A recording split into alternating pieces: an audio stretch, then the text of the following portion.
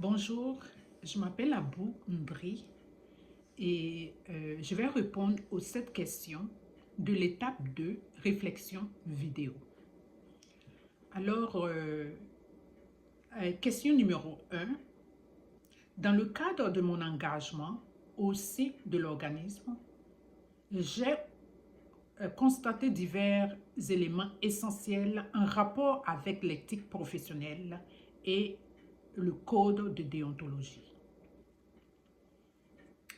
Un des éléments importants de l'éthique professionnelle est le respect de la confidentialité. Les intervenants accordent une grande importance à la protection des informations divulguées par les bénéficiaires. Chacun d'eux s'assure de préserver les données personnelles des clients en respectant les protocoles concernant le stockage et le partage d'informations. Le partage des informations. L'éthique au code de déontologie. Les membres de l'organisme s'engagent à traiter chaque personne avec dignité et respect, sans distinction d'origine, de statut socio-économique ou de genre ou d'autres caractéristiques personnelles. À titre d'exemple, des sessions de formation régulière sur la diversité et l'inclusion sont mises en place afin de sensibiliser le personnel et de les aider à mieux appréhender et satisfaire les besoins des différents groupes de clients. Question numéro 2. Le rôle des différents intervenants. Comme 2 exemples, le premier, le rôle de l'animatrice.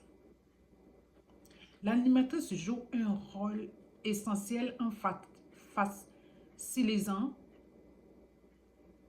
des activités de groupe qui visent à renforcer la solidarité sociale, à favoriser le développement personnel et à offrir des espaces de socialisation constructive. Ce rôle implique l'organisation et la conduite de diverses activités, telles que les ateliers de groupe de discussion et des activités récréatives adaptées aux besoins et aux intérêts des participants. Comme deuxième exemple, j'ai le rôle du conseiller. Le conseiller offre un soutien direct et des conseils pratiques pour aider les individus à surmonter des obstacles spécifiques dans leur vie. Ce rôle implique souvent une évaluation des besoins, la formulation d'un plan d'action et le suivi régulier du progrès. Les conseillers travaillent pour motiver et guider les clients tout en leur fournissant des ressources et des informations nécessaires.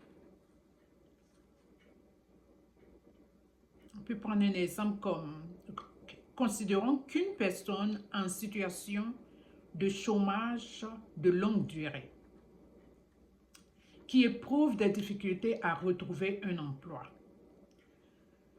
Le conseiller peut aider cette personne à évaluer ses compétences en l'aidant à élaborer un CV efficace et en offrant des conseils sur la recherche d'emploi et la préparation aux entretiens.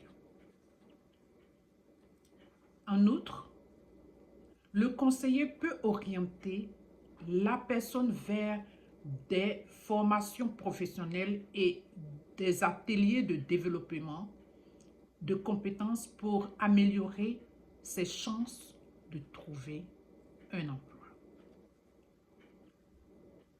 Question numéro 3.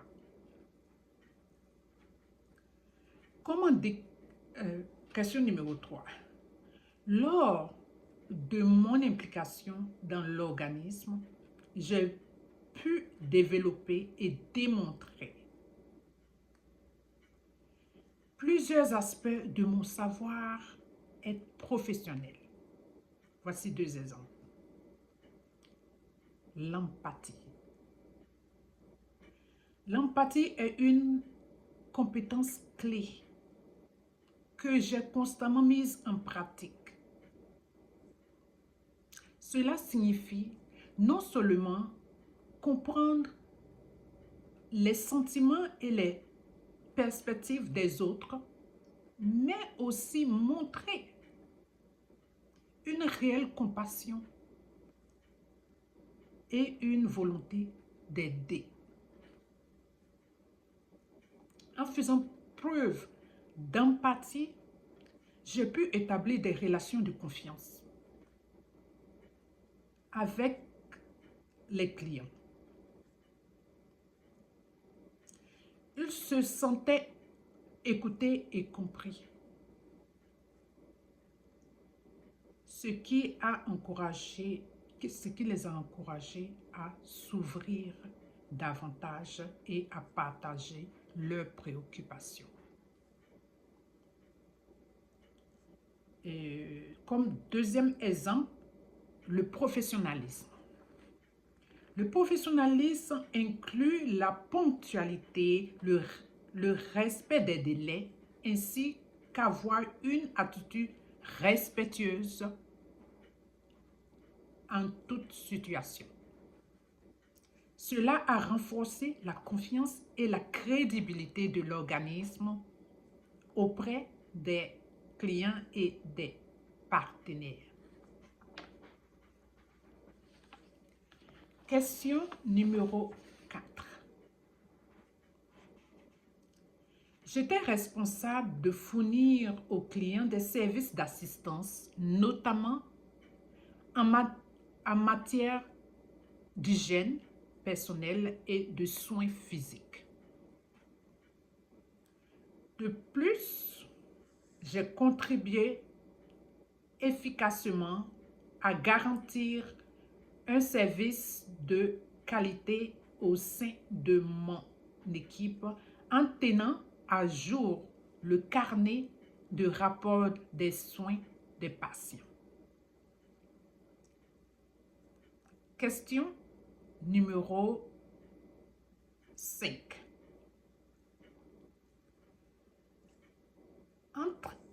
En travaillant vers mon futur rôle professionnel en tant que technicienne en travail social, j'ai appris que l'écoute active est une compétence importante que je possède et que je dois continuer à développer.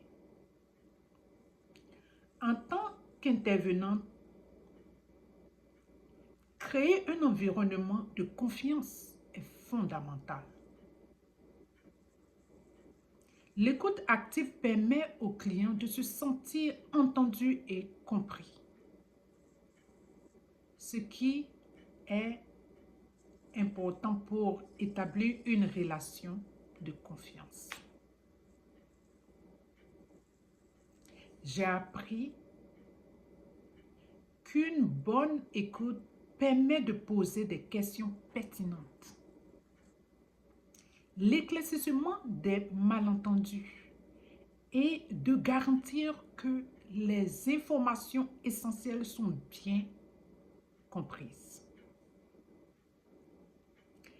Question numéro 6. L'offre active. L'offre active joue un rôle fondamental au sein de l'organisme, influençant plusieurs dimensions de ses activités et de ses relations avec la clientèle.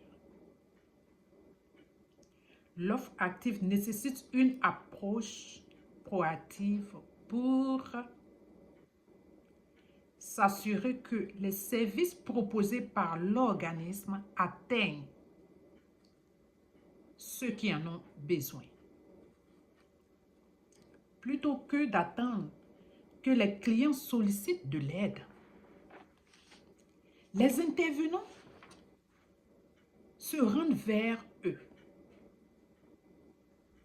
identifient leurs besoins et proposent des solutions de manière active.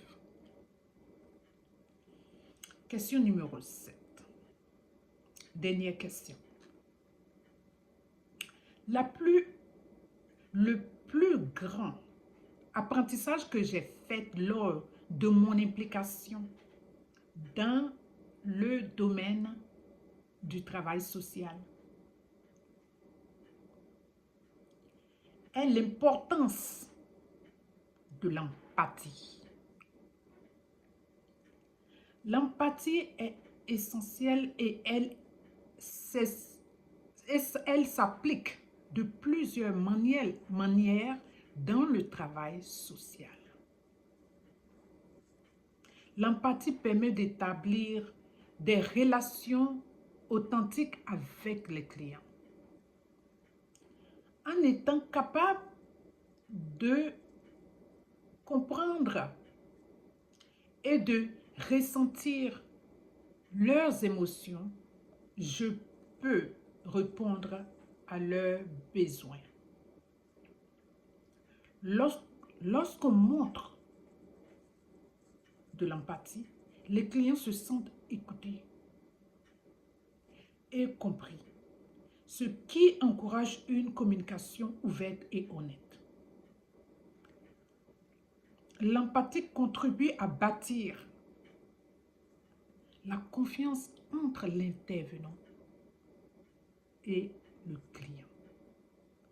Merci.